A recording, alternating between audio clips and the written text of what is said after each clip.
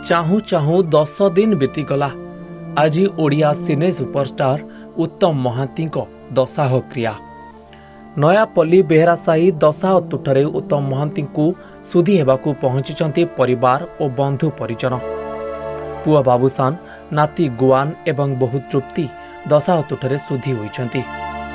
यह व्यतीत अभिनेता रवि मिश्र, पप्पू पम्पम, देवाशीष एवं बबी मिश्र मध्य उत्तम महांती दशाह क्रिया सामिल होइछंती।